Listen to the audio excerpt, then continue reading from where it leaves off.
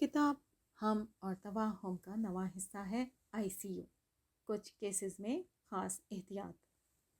ایک مریض کی داڑھ میں اتنی پیپ پڑ چکی تھی کہ اب اسے جزوی طور پر سن نہیں کیا جا سکتا تھا، نہ ہی انتظار کی گنجائش تھی، کیونکہ یہ زہر دماغ میں پہنچنے سے مریض کی موت واقع ہو جاتی، خود بھی جان سے جاتا اور اس کے چھوٹے چھوٹے بچے بھی اس سے محروم رہ جاتے۔ اس لیے مریض نے ڈاکٹر کو اجازت دی کہ اس کا دانت بقائے میں ہوش و حواس نکال دیا جائے، اور ڈینٹسٹ نے مریض کو قائل کیا کہ اب کسی صورت میرے ہاتھ کو نہ پکڑنا ورنہ دوہرا نقصان ہوگا۔ یہ بہت تکلیف دہ عمل تھا، لیکن پھر سال ہر سال اس نے اپنے گھر والوں کے ساتھ پرمسرت زندگی گزاری۔ اس مثال سے مقصد یہ ہے کہ کبھی کبھی انسان کو دنیا کے بڑے فائدے کی خاطر بھی بڑی تکلیف سے گزرنا ہی پڑتا ہے۔ جہاں وہ اپنے ہاتھ اور زبان سے تکلیف کو کم کرنے کا سوچے بھی تو اس سے بڑی مصیبت میں پڑ سکتا ہے۔ لہٰذا یہ تو ٹھیک ہے کہ دانت کا علاج بغیر اذیت کے نہ صرف ممکن ہے بلکہ عام ہے، مگر کسی کسی کیس میں یہ ناممکن ہو جاتا ہے۔ تب حکمت یہی ہوتی ہے کہ حالات کے جبر کو اجر پر نظر رکھتے ہوئے صبر سے برداشت کر لیا جائے۔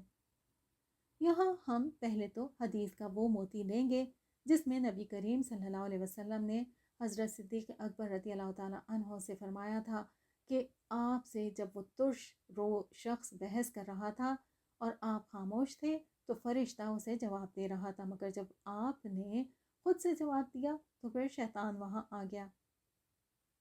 آج کے ڈیجیٹل دور میں یہ چپ بہت دشوار ہے، لیکن یقین جانیں کہ دشواری کے ساتھ آسانیاں ہیں۔ بے شک دشواری کے ساتھ آسانی ہے۔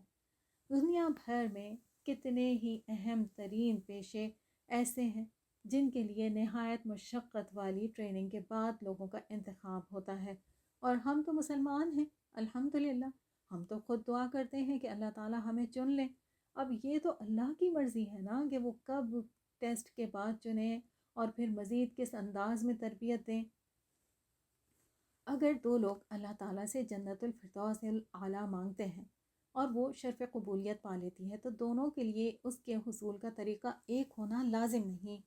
ایک کو جذباتی تکالیف کے امتحان کا پرچہ مل سکتا ہے، دوسرے کو جسمانی اذیتوں سے گزرنے کا۔ ایک پرچہ نعمت کی فراوانی کا بھی ہوتا ہے جو بہت سخت ہوتا ہے، لیکن اکثر اسے سخت سمجھا ہی نہیں جاتا۔ احتیاط ہی کے زمرے میں قرآن کا ایک اور موتی لیتے ہیں کہ مومن ملامت گر کی ملامت سے نہیں ڈرتا۔ طعنہ ایسی اذیت ناک شے ہے کہ اس کی سزا میں جہنم کا وہ نام لیا گیا ہے جس سے خود جہنم پناہ مانگتی ہے، کیونکہ طعنہ کے خوف سے لوگوں میں تباہی بہت پھیلتی ہے۔ لوگ اللہ کو ناراض کرنے والے کاموں پر آمادہ ہو جاتے ہیں، فرض عبادت ترک کرنے کو ترجیح دینے لگتے ہیں کہ کہیں کوئی طعنے کا تیر تہمت کا نشتر نہ چبھ جائے۔ اس خوف سے کتنے ہی دین دار عزت دار بھی جادو کے توڑ کے نام پر داغدار ہو جاتے ہیں۔ دیکھیں ذرا قرآن کتنی ہمت بندھا رہا ہے کہ مومن کسی ملامت گر کی ملامت سے نہیں ڈرتا۔ اگر قرآن و سنت کو زندگی کی گاڑی کے لیے دو پٹریاں سمجھ لیں تو یہ جان لیں کہ مومن گھبرا کر پٹری سے نہیں اترتا۔ جو اللہ پر توکل کر کے استقامت سے جم گیا، بس اب تو اس کی مدد کے لیے فرشتے اترتے ہیں۔ اس مقام پر پھر دیکھ لیں کہ انسان کے دل میں دو کوٹھڑیاں ہوتی ہیں، ایک میں شیطان رہتا ہے، ایک میں فرشتہ رہتا ہے۔ جس کسی کو بھی اس کی پسند کی غذا ملے گی وہی حاوی ہوگا۔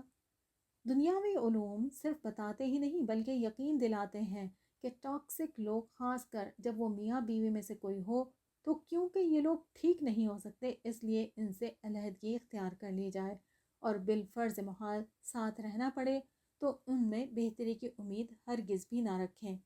دین اسلام بد زبانی کو بد اخلاقی نہیں بلکہ فحش اور بے حیائی کے زمرے میں رکھتا ہے۔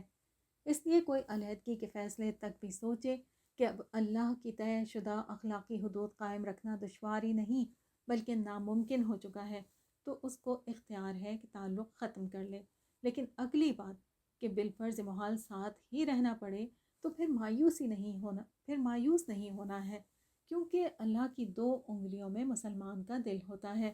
جس کے پاس سوجھ بوجھ ہے، جو رشتہ نبھانا چاہے تو پھر اسے چاہیے کہ اللہ کے وعدے پر کامل یقین رکھتے ہوئے اس بات پر عمل کرے یہ آیت ہے سورہ فصلت کی 34 اور ترجمہ ہے اس کا، اور نیکی اور بدی یکساں نہیں ہے، تم بدی کو اس نیکی سے دفع کرو جو بہترین ہو، تم دیکھو گے کہ تمہارے ساتھ جس کی عداوت پڑی ہوئی تھی وہ جگری دوست بن گیا ہے۔ ایک بات جان لیں کہ اگر آپ میں بہت اچھی طرح اپنا مقدمہ لڑنے کی صلاحیت ہے تو کچھ عرصے اس کے استعمال سے خود کو بچا کر رکھیں۔ یہ بات سمجھنا بہت اہم ہے کہ ہر خیر صرف اس وقت ہی خیر ہوتی ہے جب حکمت سے استعمال کی جائے، اور تب ہی خیر ہوتی ہے جب اللہ کا اذن شامل حال ہو۔ سادہ سا کلیہ ہے کہ ICU میں نہ تو بیمار باتیں کرتا ہے نہ ہی تیماردار۔ آپ کی جنگ شیطان سے ہے، اس کے ہتھ کنڈے سمجھ کر اس سے مقابلہ کیجئے۔ وہ اپنی چالاکی سے باز نہیں آتا تو آپ ذہانت سے اسے مات دیجئے۔ یہ کام صبر آزما ہے، لیکن وعدہ رب العزت نے کیا ہے نا کہ جانی دشمنی جگری دوستی میں بدلے گی، تو پھر عدالتیں لگانے کی حماقت سے پرہیز کرنا ہوگا۔ ایک اصول یہ ہے کہ انسان اپنے شر کو دباتا چلا جائے تو اسے دوسرے سے بھی خیر ملنا شروع ہو جاتی ہے، لیکن ٹاکسک اسپاؤس کے معاملے میں کچھ عرصے کے لیے اپنی کسی خیر کو بھی دبا کر رکھنا ہوگا کہ کہیں یہ ہی شر کا باعث نہ بن جائے۔ لے سانس بھی آہستہ کے نازک ہے بہت کام، آفاق کے اس کارگہ شیشہ گری کا۔ یاد رہے کہ روزمرہ کھانے میں بھی کسی ترکیب اور اس کی ترتیب کو نظر انداز کریں تو وہ بھی بگڑ جاتا ہے۔ اگر دین کی بتائی ترکیب میں کسی مہم کی ترتیب کو اہمیت نہ دی جائے تو معاملہ یہ بھی ہو سکتا ہے کہ شیطان مردود دنیا میں کامیابی کے ساتھ آخرت کے وعدوں کے بارے میں اور اللہ کے بارے میں بھی برے وسوسے ڈالنے لگے۔ وسوسوں کے بارے میں وہ حدیث ہمیشہ مقدم رکھنی چاہیے جس کا مفہوم ہے کہ وسوسہ آنے پر پکڑ نہیں، لیکن ان وسوسوں کو پکڑ کر ان سے بات نہ کی جائے، یعنی گزرتا ہوا خیال تو ہوا کے جھونکے کی مانند ہے۔ مثال کے طور پر الماری کھولی، ہوا کے جھونکے سے پیسوں کی بو آنے پر خیال گزرا کہ کیوں نہ چرا لیے جائیں، یا اپنے ہیں تو فضول کام میں جھونک دیے جائیں۔ یہاں تک یہ سوچ ایک وسوسہ ہے، لیکن اس کو آئیڈیا سمجھ کر اس پر سوچ بچار کرنا اس سے بات کرنے کے جیسا ہوگا۔ پھر یہیں سے خطا کا در کھل جائے گا۔ اوور تھنکنگ ہی سے نہیں، نقصان دہ تھنکنگ سے بھی خود کو روکنا ہوگا۔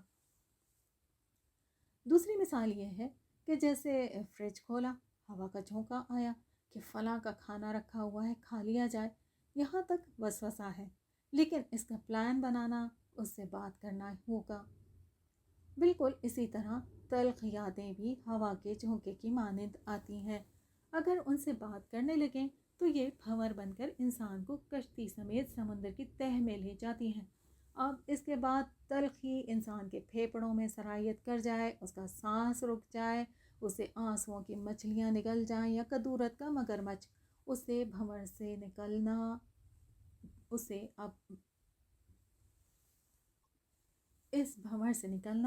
اسے بس میں دکھائی نہیں دیتا۔ اس لیے یاد رکھیں کہ جب شراب چھوڑنے کا حکم آیا تو وہ برتن تک تلف کروا دیے گئے جن سے کسی کمزور لمحے میں یاد کے بھنور کے نزدیک جانے کا خطرہ ہو سکتا تھا۔ یہی کام انسان کو اپنے ساتھ کرنا ہوتا ہے کہ پرانے البم، ویڈیوز یا دوستوں کے ساتھ بیٹھ کر سیلف پیٹی کے نشے سے خود کو باز رکھنا ہوتا ہے۔ تبھی تو ایسے غیبت سننے والے تک کی پکڑ ہے جو بھنور سے دور کرنے کے بجائے نزدیک تر کر دیتا ہے۔ اس طرح کے کیسز میں جو بہت زیادہ وساوس میں گھر جاتے ہیں وہ خود سوزی کا ارتکاب بھی اکثر ہی کر جاتے ہیں، جبکہ انسان کا جسم ہو یا ذہنی جسمانی صحت یہ امانت ہے۔ جان بوجھ کر اسے خراب کرنے پر باس پرس کا سخت اندیشہ ہے، لہٰذا ہوا کے پہلے جھونکے پر ہی ہائی الرٹ ہونے کی ضرورت ہوتی ہے۔ معوذتین اور آیت الکرسی پڑھتے رہنا مثبت مصروفیت، صالح صحبت، خواہ ڈیجیٹلی ہی میسر ہو، خیالات کے حملے سے نجات کا بہترین حل ہے، تاکہ وسوسے کی زہریلی میتھین گیس سے سانس روک کر خود کو بچا لینے کا اہم ذمہ ادا کرنا آسان ہو جائے اور صحت مند زندگی جینے کے لیے ذہن میں آکسیجن کی رسائی بہتر ہو سکے۔